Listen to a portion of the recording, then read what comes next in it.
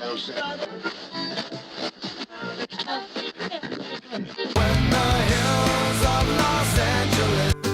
Angeles, I'm and most Hollywood nights.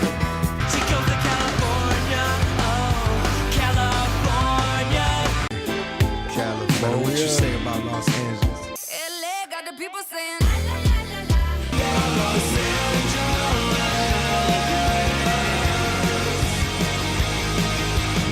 You're listening to Corner of the Galaxy on cornerofthegalaxy.com.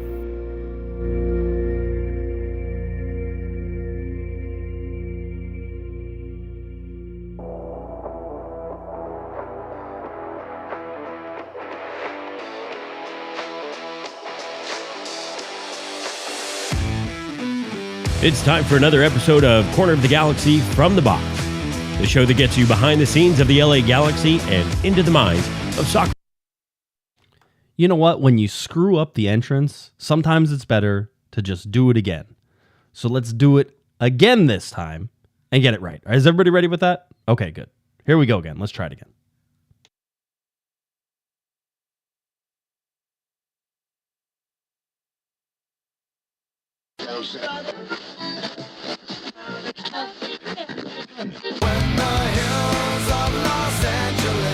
Los Angeles, I'm and most Hollywood nights. She goes to California, oh, California. California. What you say about Los Angeles? LA got the people saying,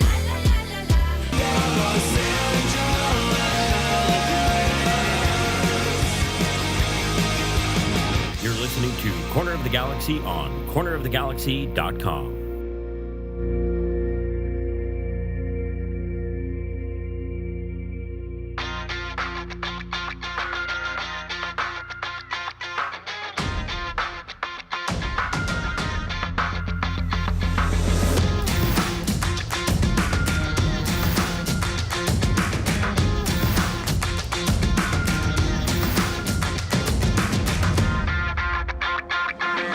Welcome to Corner of the Galaxy, the show that talks 100% LA Galaxy soccer.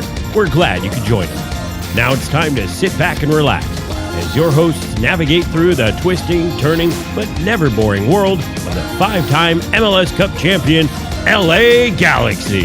Hello, everybody, and welcome to Corner of the Galaxy on cornerofthegalaxy.com. I'm your host, Josh Guesman, coming to you on a wonderful Thursday, June 29th. If you're listening on the podcast, you missed the whole front of the show where I screwed it up, but I'll edit that out for the podcast. But if you're on the live show, welcome back again. We'll do it the second time. That's why it's live. That's why it's fun. Hope everybody's doing well. Busy weekend coming up for the LA Galaxy. Headed up to San Jose for the Cali-Clasico. Baby G's, G2, currently down 2-1, I believe, to the Q2s in a little MLS Next Pro action. Before that. So if we get any more score updates, and maybe I'll have the chat room update everybody. We'll pay attention to that as well. Gonna get you semi-ready, or at least pointed in the direction of the July 4th game, the El Trafico, a Cali-Clasico to an El Trafico, coming up in just a matter of days on July 4th, so we have that as well. Some LA Galaxy news I'm sure we're going to get to. But first, I just want to start by saying hi, everybody. Hope you're doing well. Hope your family's well. Hope your kids are doing fine if you have kids. If you don't have kids and you have pets, I hope your pets are doing fine. Your dog, your cat, your lizard, your snake. All those fun things. Your bird. Don't want to leave out the bird or the fish, right? We all have the things that we take care of. Some just a little bigger than others. So I hope everybody's doing well and is enjoying their week so far. Maybe a long weekend coming up for you if you have Monday off. I know a lot of us will be working on Monday. I'll be working on Monday. But I hope you're enjoying that with your family, your friends, and all that. And then if you're traveling up to San Jose, well then good luck for you because you'll be up in San Jose. You'll be back, and then on July 4th, basically, you'll have the El Trafico. So like I said, a Cali-Clasico to an El Trafico. That seems to happen more than really you would expect it to, but with the rescheduling of everything, it sort of takes on a bigger... The Galaxy will basically play in two football stadiums back-to-back, which is kind of interesting for MLS teams, right? Going up to Stanford Stadium, then over to the Rose Bowl. I don't know what to make of either of these games so far. We're going to talk through it and try to figure some of this stuff out and go through some LA Galaxy news and some fun stuff like that as well. So that's what we got for you. If you're looking for any of my co-hosts, they were all busy. All right, and that's fine. We're not angry. We won't get mad. And as a matter of fact, they all have really good excuses. Christian is off in Miami, doing some announcing, I think for Gold Cup and some other things that are going on. And then Sophie, the lucky Sophie, on her way back from abroad. So she was out traveling, gallivanting as she normally does. So we have that as well. And then the Hammer was busy traveling for business. So you're stuck with me, which is sometimes good and sometimes bad. I'm not sure which it is for each of you, but if you enjoy a solo show on occasion, then this is your Super Bowl, I guess. LA Galaxy got a bunch of little like news nuggets that sort of dropped this week, and I want to sort of go over those. But I mean, the big deal is, how do you feel going into a Cali-Clasico that then goes directly into an El Trafico? There's a possibility for some really high emotions in the next two games. You wonder how the LA Galaxy, very shorthanded as they are, going to handle that. And I think everybody's sort of waiting to see how Greg Vanney handles it, if there's a focus on one game more than the other. At this point, I'm not sure the Galaxy can afford to focus on either game. They probably just have to play one game at a time. You see who's ready to go for the next one at the Rose Bowl and everything else that's going on. There's these games are in general not more important than each other, but I know everybody would always like to take a look at that LAFC game. Is obviously the bigger game at Rose Bowl. Kevin Baxter, good Kevin Baxter, was out tweeting today, which is always nice. Said that Tuesday's El Trafico at the Rose Bowl is approaching a sellout with approximately 80,000 tickets sold and a few remaining for sale. The game and fireworks show will break the MLS attendance record of 74,479 set last season when the LA Galaxy played Charlotte in Charlotte. So that's headed that direction. It is fun to sort of put this in the perspective of that things have changed in terms of the supporter culture and being excited for this game. If this game happens at any other time, then I think you see, if this happened earlier and it was still during the boycott, it would be a pretty sad sort of fate for the Galaxy. But looking at El Trafico now with everybody back, I expect it to be a pretty raucous, exciting crowd. And on a July 4th, I will tell you this, it's going to be a nightmare to get up there. It's going to be a nightmare to get out of there. What happens in that stadium could also be a nightmare, depending on how the LA Galaxy play. But I think that they usually rise to the occasion whenever they play LAFC. And so, we're going to see what happens in that game for the LA Galaxy playing, like, again, we've talked about shorthanded. The center back position still the biggest one. As a matter of fact, the LA Galaxy announced today that Martin Cáceres did undergo his surgery for that fracture on his knee. And they're expecting him out 3 to 5 months, basically. That's the recovery. Now, if you notice, whenever Chicharito had his surgery, right, we talked about this, they said, he'll be out for the remainder of the season. And they chose not to say that whenever you're looking at Martin right now, right? They said out 3 to 5 months, basically, and with at least one or two of the people I've talked to, they have confirmed right now that they as of right now, they're not considering it a season-ending injury for Martin. It is interesting, though, at his age, with his contract situation, I believe his contract is up at the end of this year, with his contract situation, that there's a possibility they're holding out hope that he could come back for the last 4 games, which to me seems like perhaps it's reaching a little bit. I'll tell you this, though, and I've said this before, the Galaxy aren't short on center backs. They're just short on center backs right now with, Zabaleta and Neal off in the Gold Cup, with Sega Koulibaly hopefully close to coming back. Galaxy have media availability on Friday, so we're recording on a Thursday night. So Friday, we should get a better understanding of where Sega is in terms of his recovery. But then, again, it goes into both of these games, is how do you approach this from Greg Vanney? Is it similar to how they approached it in Colorado?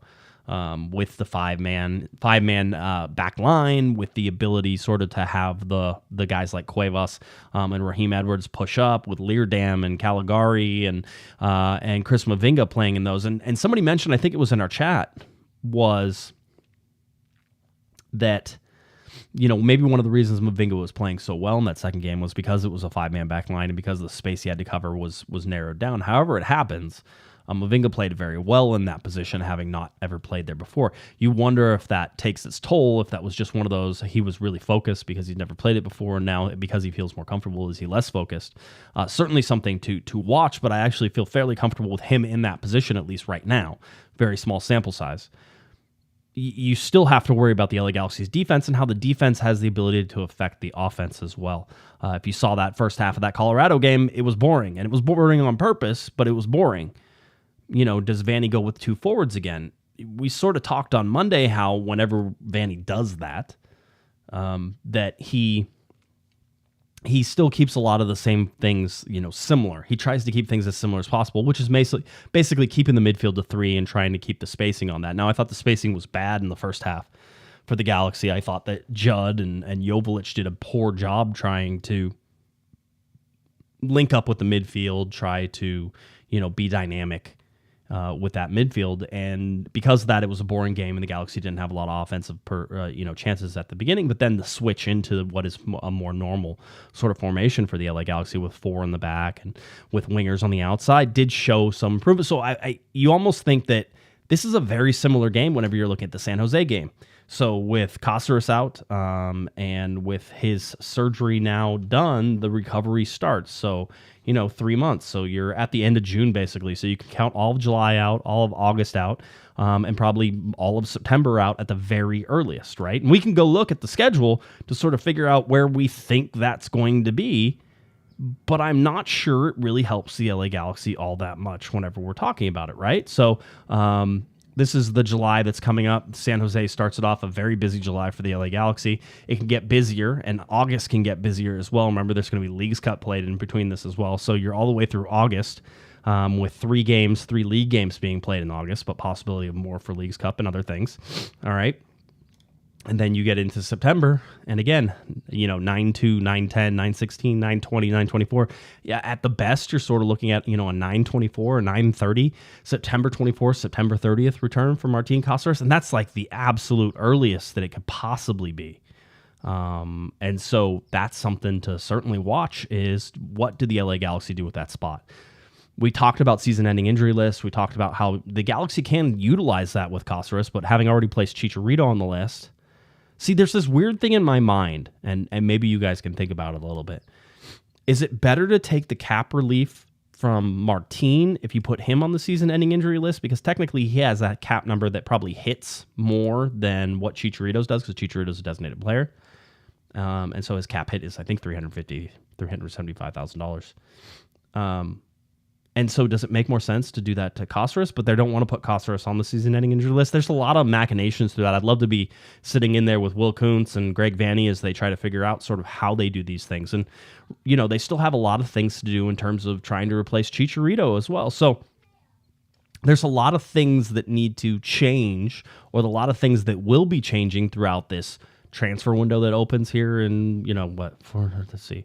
July 1st is Saturday, so we're 2 days away from that. So 7 days the transfer windows opens, which allows the LA Galaxy to do stuff internally for the league in terms of replacing Chicharito if they find that, or they have to wait until after that is over, after that window is over to replace him. How are they going to do that? What is the thought and the rationale behind replacing Chicharito at this point? So it would be very easy to sort of sit there and try to figure out what the Galaxy or how it could go wrong for the LA Galaxy. That's the easy part. There's lots of places it could go wrong, but what are the Galaxy doing right now to make that right? Because with Cáceres out, with Chicharito out, they have holes they need to fill, and they had holes they needed to fill before this window even opened up. So remember that getting another winger was sort of a pretty primary focus. Now, with Douglas Costa and the resurgence that he has made, is that less of a priority right now? And do you take your time and wait to see if maybe you can pick something up in the winter? Maybe. If you determine as an organization that the season is lost, maybe that's the more wise decision. There are going to be players who are available in the summertime. There are going to be players who are available in the wintertime. All of those things are open for the LA Galaxy right now. So a lot of decision-making is going to be happening here in the next couple of days. I just think the interesting one on Cáceres and not calling him out for the season, at least not yet, is going to be one of the storylines that I think we're going to be following here for the next week or two, something like that. So that's what I'm expecting whenever it goes.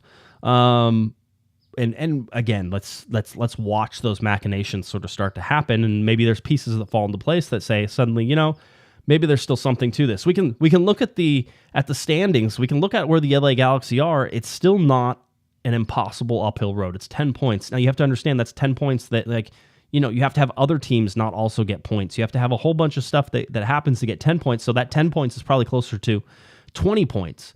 And through the first half of the season, the Galaxy had 14, 15 points.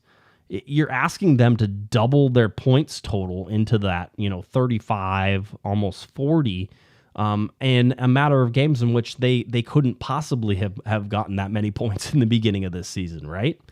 So it is an extreme uphill battle. I don't think it's over. I think that the Galaxy could catch fire and do a lot of things. And I think that there's teams that are hot that could walk it back, but that is what I'm waiting to see, is how the LA Galaxy get through this summer transfer window, how the LA Galaxy get through this, through this time where they don't have the center backs, right? We talked about it, July 8th against Philadelphia might be the first time when the Galaxy could actually get play two center backs again. And that's probably with El Salvador getting bounced in the Gold Cup and Eric Zavaleta coming back. I don't think Jalen Neal, and if you've been watching, I don't think Jalen Neal is coming back anytime soon. And speaking of Jalen Neal, started in the started in the U.S. men's national team game against St. Kitts and Nevis. That was a 6-0 win for the United States in that, but went all 90 minutes, got the shutout. Jalen Neal, 90 minutes. Also made a sub appearance in the game before that.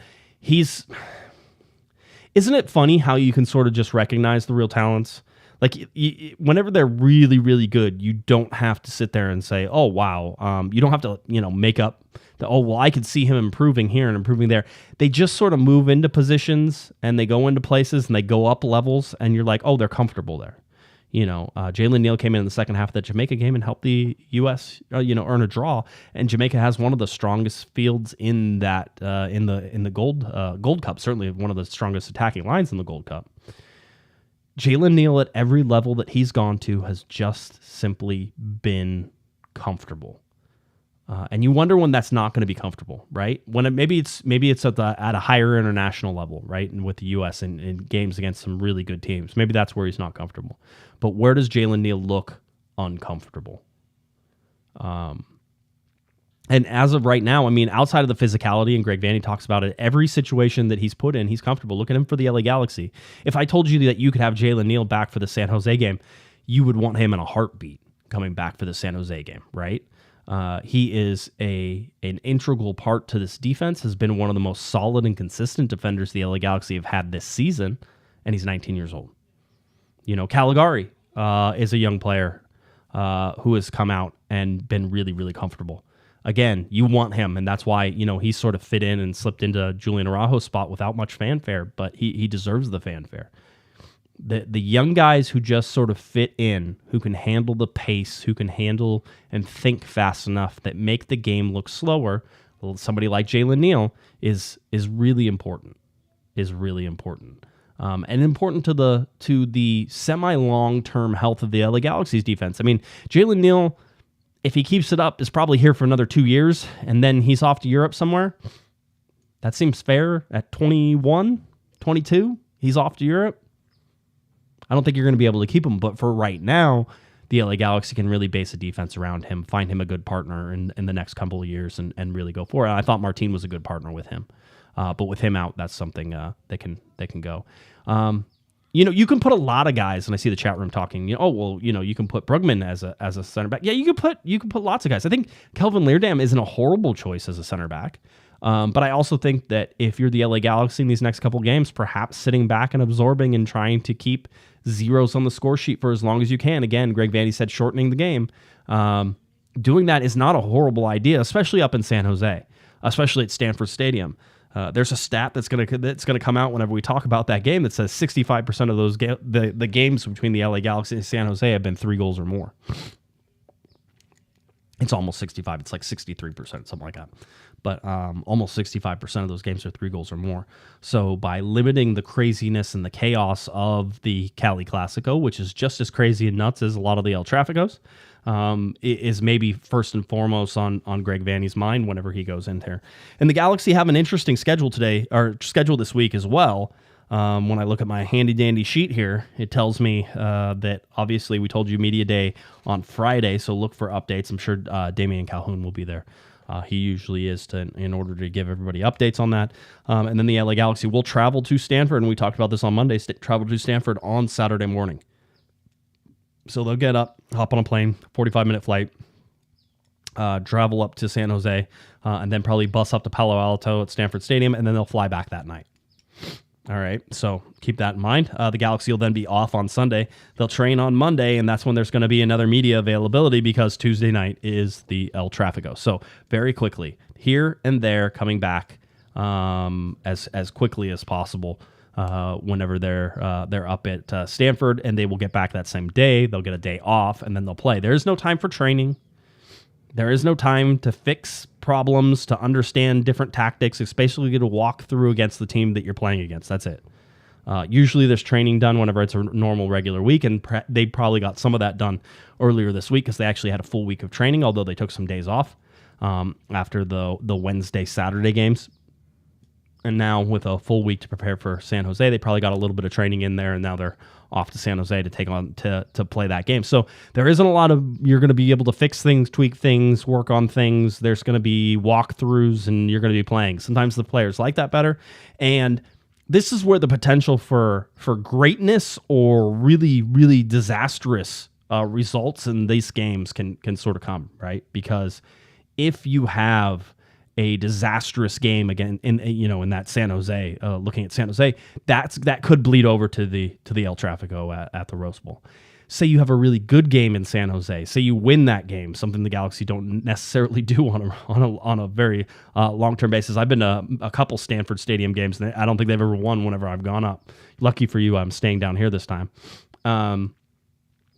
But I think that, should you go in and get a good win against San Jose, that only buoys you, because let's be very clear, the physical aspects of these games and the ability to play them in rapid succession is going to be sort of undermined a bit by the emotional issues or the emotional time with what these games mean, right? These are more than just soccer games in terms of, it's not just a regular season game against San Jose, it's a Cali-Clasico. And it means even more that's a Cali-Clasico right before you go and play LAFC at the Rose Bowl. So, you can almost have to think of those two games as one in terms of the emotional well-being of the club. And again, on a 4-game unbeaten streak, 4-game unbeaten streak, they've only won one of those games with 3 ties. That means something to them. I talked about it on Monday. It means something to them. So that's sort of one of those important things that we look at is how can you carry the momentum? So if you have a really good game against San Jose, that could carry over to be a really good game against LAFC. I mean, you can imagine the headlines of LA Galaxy beat San Jose and LAFC in the span of like 3 days and get 6 points from those. And knowing the LA Galaxy in points, that's a considerable amount of points. It's a little less than 50% of the total points they've gotten so far. So those types of things could really boost the LA Galaxy when you look at it, and then they host Philadelphia.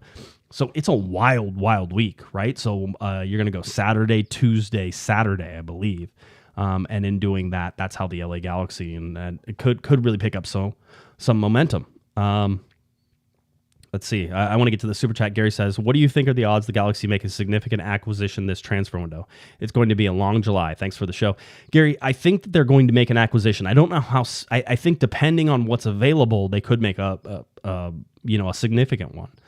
I do think they're going to look for depth on the wings. I think they're going to look for, and depth means that you could get another starter. Absolutely, because maybe you're going to move Douglas Costa into the center a little bit. Maybe you're going to tuck Ricky Puig into somewhere. Maybe it's going to give you some more options. But more than just that, what does that player on the wing do for you next year and the year after? Those are thoughts that are definitely going to come into play in this transfer window. It's not just about this season. It's not just about this season at all. It's about this season and next season. So the acquisitions, and I think Will Kuntz was pretty clear whenever he came on our show, but talking to him, knowing sort of, and again, base level, I don't want to speak for him. We'll have him back on the show to speak for himself, that type of thing. But base level is he seems to want to plan for the future. He seems to want to add on. So whoever they acquire and come after, they're doing it because, one, they think this person is a good fit now, but also they're going to be a good fit next year as well. So that's sort of what, that's my thought on the acquisitions. I do think that you're going to hear names linked to the LA Galaxy. I do think that there's going to be people being shopped around.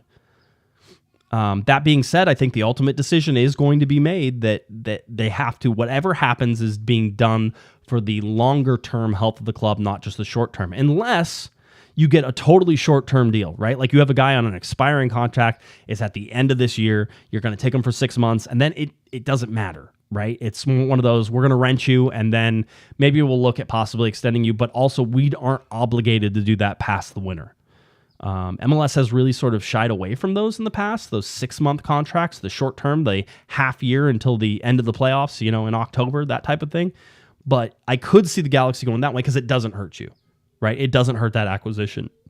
It strengthens what you have now, hopefully. And even if you take a flyer on somebody on 6 months, I'm not sure it really matters. But you could do a 6-month sort of, almost loan or rental in a lot of ways, and then let that person go as a free agent and there. So that's my whole thing. So anyway, I'm trying to think what else is. And please send me your questions tonight, because as you can understand, I'm by myself. So if I have more questions, and I'm happy to answer them tonight. And tonight's a good one because yes, there's LA Galaxy news. Yes, I'm going to get you ready for the San Jose game. But there's lots of stuff that we can talk about here that is any of those things. So send in your questions, and we'll certainly go through that as much as we can. One of the other little bits of information that came across was that Riqui Puig was named and selected to the 2023 MLS All-Star Game presented by Target, of course. If you watch the LA Galaxy's video, they had his parents announce it. To me, it looks staged. I'm just saying. Not that I really care, but it's fine. Riqui deservedly gets to go. I think so. The fact that he was a coach's pick by Wayne Rooney is maybe a little more surprising, although I'm not really into popularity contests and I don't really care. However it ends up happening. But he'll be playing in that game, of course, another game that he'll get to play in July 19th.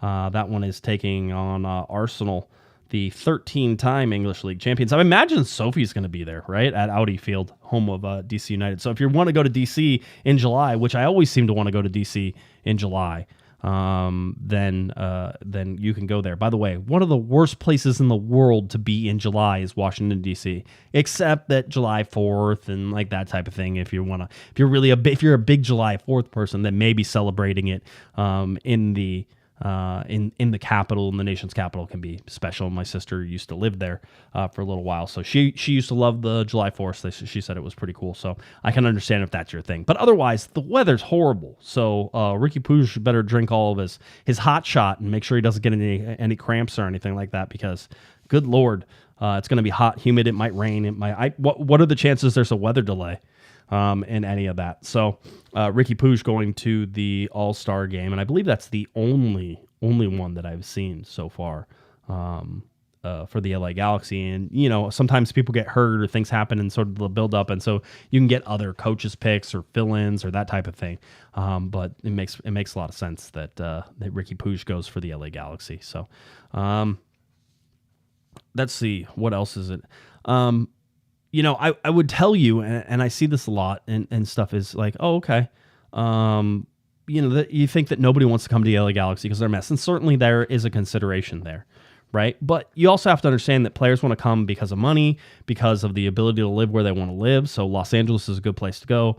And there's a lot of people who are like, I can help fix this team. I mean, professional athletes are kind of, like superheroes in the fact that they always think they can fix things and always do things, because they're very much guys who have throughout their careers either been blessed by incredible talent that allows them to overcome obstacles that have been thrown in front of them, or guys that literally will run through walls and don't know how to take no for an answer and still had a whole bunch of talent in there, right?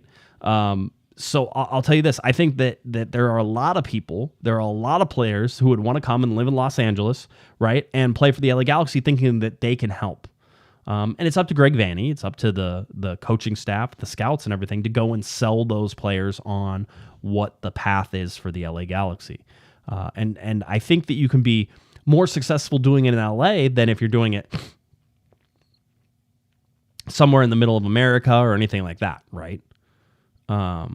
So just sort of keep that in mind. Just as I said that the international slots would be there and available for the LA Galaxy if and when they needed them. and they have been, and they haven't been outrageously priced or anything else.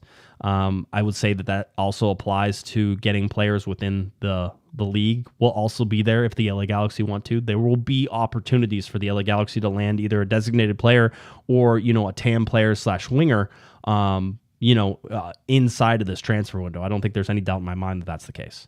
And so, to me, that's that. Don't think that just because the LA Galaxy are horrible that nobody wants to come play here. That has never been the case, and as far as I know, it'll never be the case. Right now, I'm not saying there are some guys who are like, man, I'm not coming there, and especially if you're like inside the league, and maybe you're like, and you're a little older, and you're saying, I want to go somewhere where I can win now. I get that. That makes sense. But there are players who eventually you could be like, we can pay you lots of money, and you can come here, and you can play, and we need your help to sort of turn this team around. So I do think the LA Galaxy will do something in this transfer window. It's just a matter of what's available. So we'll watch that. We'll keep you updated as it goes and see sort of how that's available. I wanted to get to this chart real quick, and I thought it was another good chance to look at the LA Galaxy and just decide how bad they're underperforming this year. There is a chart. It's points versus expected points for teams in MLS. The 45-degree line that goes from left to bottom left to top right is the basically equal points and expected points, right? And so if you're above that line or in that upper left quadrant, you're outperforming your points. If you're in the lower right quadrant, you're underperforming your points. The LA Galaxy and Colorado are basically at the very bottom of the underperforming points. They think the LA Galaxy should probably be around the 25 to 26 point range probably right now, and the LA Galaxy are at in 15th. So they're 10 points basically below where they expected them to be. Colorado's sort of in a similar spot there, right there with the LA Galaxy. So you can see that if you go and look at somebody like FC Cincinnati, who's in the 40 plus points, they expected them to be closer into the 30-point range. So they're over performing by 15, 16 points at this point. St. Louis City was once way high up on that chart, and they've sort of come back down, but still, even whenever you look at where they expect them to be, sort of in that 25-point range and sort of in that clump of teams in the middle. I think the funny one, if you think it's funny, is Messi is going to a team that is basically exactly performing the amount it's expected. They said, Miami should have about 15 points, and they are 16 points, and they have 15 points, right? So Miami is literally on this chart shown as one of the deservedly bad teams, where Colorado and the LA Galaxy perhaps are either unlucky or underperforming where their expected ones were. So Messi comes there. He is literally trying to save one of the teams that is in the absolute basement, and that deservedly sort of lives in that basement. Like their results are proven to sort of be in the expected range down there, whereas the LA Galaxy and Colorado, while they're at the bottom of the standings, say that they actually should be playing a lot better than they are. Now, there's one thing about these charts that I love, and there's one thing about the charts that I think you have to understand is that eventually some of these teams are just that. You just had a year where you underperformed those points, that no matter what your talent says, and I think we're all in agreement that the LA Galaxy are more talented than what the results have shown. Sasha Kleshin, of course, would tell me and has told me many times, you are where you are. You are where you deserve to be, right? The table figures everything out for you. The table tells you how good you are, and right now the LA Galaxy aren't good. Right? Because if you have the points, then you're good. And if you don't have the points, you're bad. I like that. It's very, very, very, black and white in terms of how you think and how you believe as a professional athlete. It's like, if we're down here, it's because we suck. I know we can play better, but right now we suck because that's where it says it is. And in order for us to get better, we have to win. And then we'll climb up this little chart and we'll be exactly where we're supposed to be. Right? So, again, just an interesting one to sort of pay attention to as we continue down this path for the 2023 season. At least it's fun for me, that type of thing. I just wanted to go and look at all these things. So San Jose is coming up. San Jose just lost their first home match, which probably doesn't bode well for the LA Galaxy, except they're not playing at home. They're playing at Stanford Stadium, and that tends to change things maybe a little bit. But San Jose just lost 2-1 to St. Louis. We'll talk a little bit about that. Going over some of the other results. You look at Charlotte and Montreal at zeros, Columbus over Nashville, DC over Cincinnati. That was sort of the big surprise one, right? Cincinnati running away with everything, travels to DC and absolutely got walloped I was listening to that game as I was driving. So that one, 3-0. New England 2-1 over Toronto, 4-0 for Red Bulls over Atlanta, 4-1 for Philadelphia over Miami. Philadelphia coming on July 8th against the LA Galaxy. Sporting Kansas City lost at home to Chicago. Austin beat Houston, and Houston was sort of running pretty rampant over San Jose in the game before this. I think it was a 4-1 win or 4-0 win. Colorado 0, LA 0. I think we're all familiar with that one. RSL 2, Minnesota 2. Minnesota's just sort of this quiet team right now. I expected them to be better than they are. And they're just barely sort of sitting above the LA Galaxy. 6 points, by the way, is barely 6 points above the LA Galaxy. But that team is another team that you sort of sit there and say, how are the summer moves going to affect a team like Minnesota, who I think is a better team than sort of they're showing at this point. That's something to sort of take a look at. And as we go all the way through, Portland won, New York City won, Vancouver beat LAFC at BMO. So that was a little bit of a surprising result, although LAFC has not been playing well. If you've watched any of their games, they have not been winning games. They have not been that dominant force, and perhaps the LA Galaxy coming into them at the right time, even if they are shorthanded, the LA Galaxy are coming into that game. Portland 1-1 with New York City. San Jose, the 2-1 loss to St. Louis at home. And then Seattle 0, Orlando 0. That one, what a barn burner. So those are sort of the results that are sitting out there in the league. And I just wanted to go over it. If we look at the standings on the Eastern Conference side of things, it's Cincinnati, New England, Nashville, Philadelphia. Cincinnati with 43 points. 7 points clear in New England, who's in second place. Then you got Nashville, Philadelphia, Columbus, Atlanta, Orlando, Montreal, and DC. Those are your playoff teams in the Eastern Conference. The teams currently out of the playoffs in the Eastern: Charlotte, New York, the New York Red Bulls, Chicago, New York City, Toronto, and Miami, the aforementioned Miami. Getting Lionel Messi and Barca light here very quickly. Western Conference teams that are in the playoffs: St. Louis, LAFC, Seattle, Houston, San Jose, Salt Lake, Dallas, Austin, and Vancouver. Teams below the line right now: Portland, Kansas City, Minnesota, LA, and Colorado. So about, 6 points, 7 points, 8 points, 8 points. Let's see, another 3. So 11 points? 11 points separating Colorado from Vancouver. 10 points separating LA from Vancouver in that last spot. If you got to 25 points, you'd be in the 9th or the 8th spot, depending on your points per game.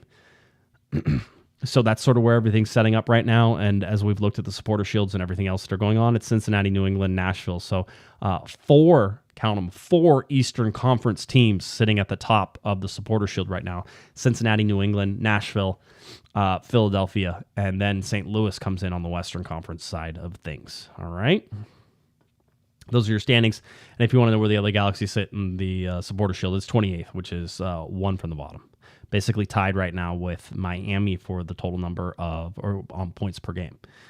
So keep that in mind as we go along. I think we've talked about the schedule a little bit, but the July schedule with San Jose away, LAFC at the Rose Bowl, home to Philadelphia, and then away to Vancouver. Then Leagues Cup starts. LA Galaxy hosts Lyon, hosts Vancouver.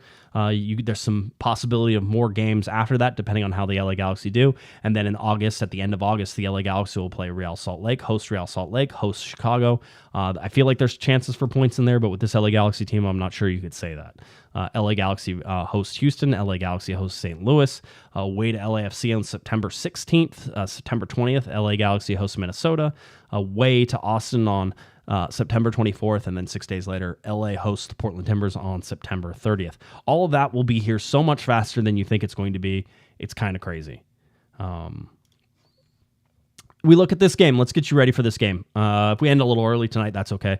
I'm not sure my voice can uphold the entire 60 minutes. I'll let you peruse while I take a sip of water. San Jose Earthquakes, LA Galaxy. Stanford Stadium in Palo Alto, July 1st. The TV time is 7:30 p.m. and then a 9-minute lead-in to kickoff is 7:39 p.m. It's on MLS Season Pass and it is on Apple TV. This one is behind the paywall, so if you want to complain, I guess you could start complaining now. We look at this LA Galaxy team and playing against San Jose. Overall, the LA Galaxy are 42, 33, and 17 against the San Jose Earthquakes. Last time these two teams met was on May 14th. and the LA Galaxy were 2-1 winners. One of the 3 wins the LA Galaxy have all year was against San Jose, if you'll remember. So on May 14th, earlier this year, 2-1 win there. It was Caceres, and then in the death, Joveljic scoring in that game in order to give the LA Galaxy the win. Last time the LA Galaxy played up in San Jose, it was a 3-2 win for the Galaxy. That was on September 24th of 2022. You go back, even further and sort of try to figure out where those teams are. These games are always crazy. They're always fun. They're a little chaotic, and when that happens, I think you sort of have to sit back and buckle up for this. As I told you, of the 80 regular season games played between the Earthquakes and the Galaxy, 51 of those matches have seen at least 3 goals scored between the teams. That is tied for the most 3-goal games of any fixture in the league's history, with DC United and New York Red Bulls also in that same one. And like I said, it's about 63% of those games have ended with 3 goals or more. I think you're going to see the under, which would be a fun bet on this one. I think the Galaxy are going to have to sort of double down on trying to not be as offensive as they want to be, and whenever they do that, they're going to stymie San Jose a little bit. And San Jose is struggling a little bit. And you say that from a team that is clearly has more points than the LA Galaxy and has done better so far this season. But looking at San Jose and where they're coming into off of a 2-1 loss to St. Louis City. It's just the 6th defeat this season when scoring a goal, and that is tied with DC United, Inter Miami, and Portland for the most such losses in MLS in 2023. So they're not getting shut out. But one of the things that you can sort of look at here is Christian Espinoza, right? And Espinoza is their best player, is San Jose's best player. Has 8 goals, 6 assists. He plays in that right mid section, sort of more on the wing. So a number 10 that plays on the wing, sort of, the Galaxy have one of those as well with Douglas Costa, right? So Espinoza has been that guy. Jeremy Bovasi has been that guy for them. I think he has 7 goals for San Jose. The big thing here is, whenever you look at it, is that Espinoza hasn't scored in a long time. Hasn't scored since May 6th against LAFC. I believe that game was also at Stanford Stadium, where he scored 2 goals against LAFC, and San Jose had 2 goals. I think they lost 3-2 overall in that game, but I believe that was also at Stanford Stadium. So if you're looking for Espinoza to sort of have a big game, one of the reasons could be because of the venue and sort of how he plays and where he comes from, right? And so for me, looking at the game against St. Louis, and St. Louis had some guys who were making their first MLS starts. They were undermanned, and then a 60th minute or almost 58th minute penalty kick gave St. Louis the game, and it was a stupid foul by San Jose, absolutely. But you have to watch out for Espinoza. He may not have been scoring. I think he's scoreless in his last 9 games, if I remember correctly. And he may not be scoring. He did have an assist, I think, 2 games ago, so he's still a threat. He's going to be a threat on that right-hand side. And it's funny because even whenever you go and look at their formations for San Jose, you can see they're tilted towards Espinoza, right? He is one of their most, used players on that right-hand side, really sort of flaring out into that deep pocket, right? So you're looking at the left-hand side. So whoever's playing that left-back role, whether it's Edwards or Alde or whoever's going to be over there, they're going to have to deal with Espinoza in this game. And he is a dangerous, dangerous player. And listen, San Jose has good spacing. They do a good job of tearing people down. If you watch the St. Louis game, it was a high press and a back press game that gave San Jose their 1 goal that they scored. And I think that with that high press, you could certainly see that being effective on the LA Galaxy. Here's another thing to think of. The Stanford Stadium field is a little shorter, a little less wide than the Galaxy really like to play.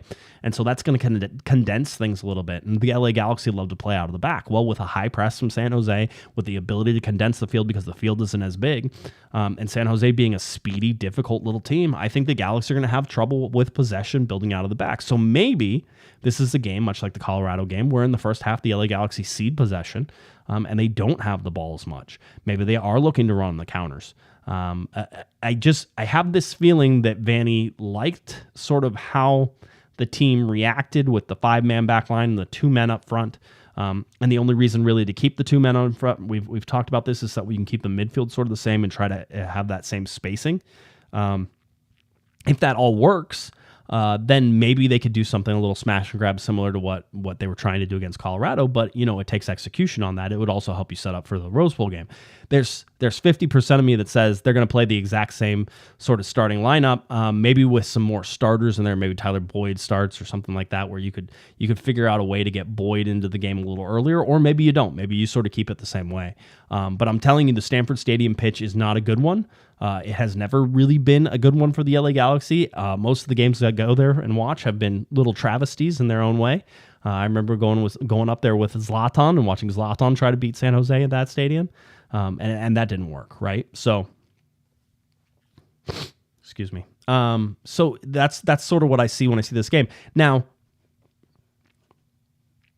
if we look at the overall stats, right, and where it is, that's not the one I wanted. I wanted this one. Hold on, sorry.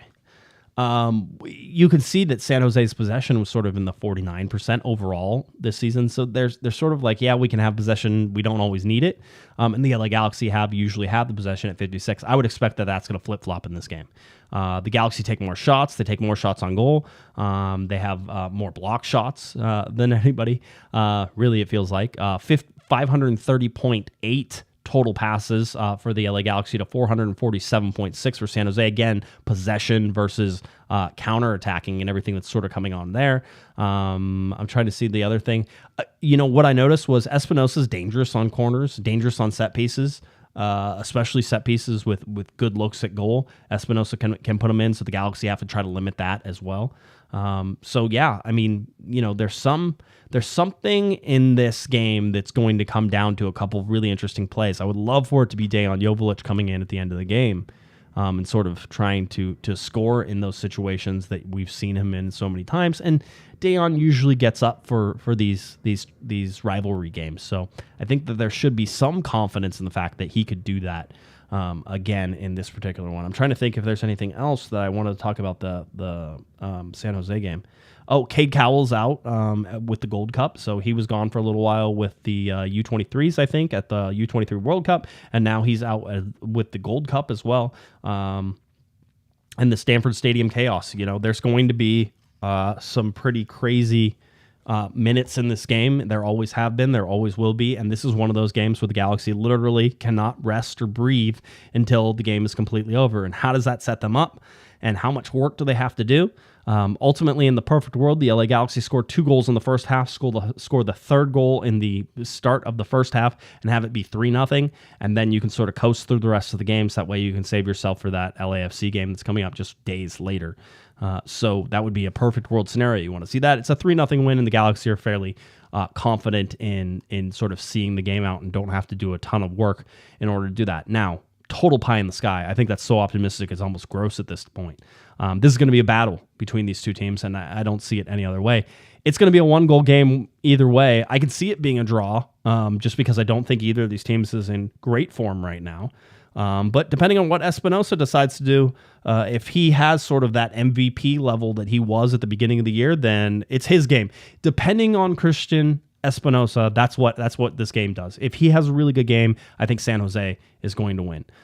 If he doesn't have a really good game, the Galaxy are able to take him out of his game, mark him out of it, frustrate him, keep a good defensive line, really push back on lots of things. Then I think there's a good chance that the LA Galaxy can walk away with some points.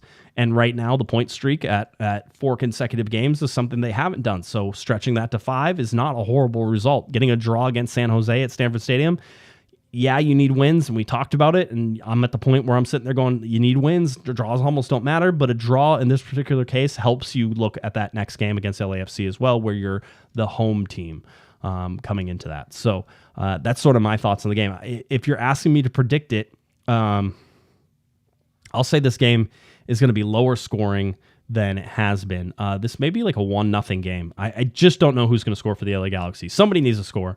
I'm just not sure who that's going to be. And so maybe it's a 1-0 game either way, but I would probably say San Jose wins this game just because they usually do pretty well at Stanford Stadium. It's usually crazy to their advantage in this one. If we're looking ahead just a little bit into the Rose Bowl and the July 4th game, I just want to at least give you a little bit. That's like the tiniest little graphic ever, because I threw it in here last minute and I forgot to fix it. Let's fix this here. I know how to fix graphics. We can We can make this happen. All right. The match day timeline for that July 4th game: 1:30 p.m. parking lots open. 4:30 is media gates. 2:30 to 6:30 is Fan Fest. 5:30 is stadium gates open. 7:30 is kickoff, and then post-game fireworks show.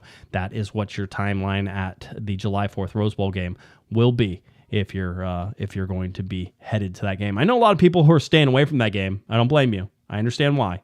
And it has nothing to do with the LA Galaxy or worrying about them losing to LAFC. It has everything to do with getting stuck at the Rose Bowl all night on July 4th and having to drive all the way up to the Rose Bowl. But I think people who go will have a good time. And as it goes with El Traficos, there are always memorable ones, and this one very well could be another memorable one with a league attendance record on the line, expecting close to maybe 90,000 people. So I think a lot of people are going to be excited for this game. And again, it puts this game as one of the marquee matchups in all of Major League Soccer. We're going to talk about it on Monday. Monday night, as of right now, we're recording. Kevin and I will record on Monday night to sort of get you ready for this El Trafico on Tuesday. All right. Is there any other things that anybody wants to talk about? Any